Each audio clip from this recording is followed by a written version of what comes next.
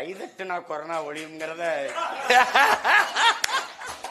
அந்த காலகட்டத்தில் அடர்த்தியான வலி வேதனை இருந்தாலும் இந்த மாதிரி நினைச்சு பார்க்கும்போது மனசுக்கு ஒரு இளைப்பாறுதல் இருக்கு. என்னங்க பாருங்க, கைதட்டணும், விளக்கேத்தணும்,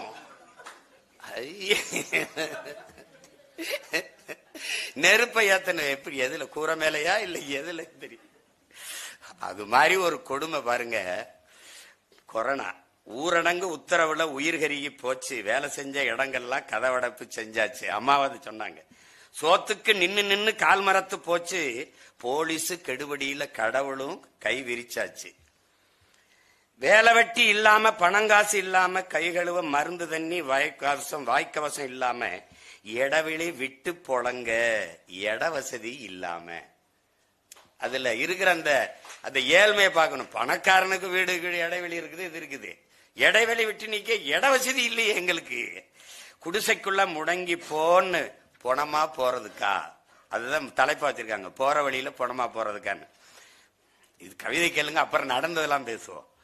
உசுர காப்பாத்த ஊர் திரும்ப நினைச்சாலும் வண்டி இல்ல பசும் இல்ல, வண்டி இல்ல பசும் இல்ல, மாநகர வீதி இல்ல. நாதியத்த சனங்கள் எல்லாம் நிற்கதியா தவிக்கையில லட்சுமண ரேக போட்டு சிரிக்குது இந்த கவர்மெண்ட். யோகிசாமி கருணையில காலந்தள்ளு நப்பாசையில புள்ளகுட்டியை தூக்கிக்கிட்டு பொடிநடையா ஊரு போனா எல்லையில குத்த வச்சு உக்கார ஆர்டர் போட்டு பீச்சி அடிக்கிறானே விஷமருந்த மேலு போறான்.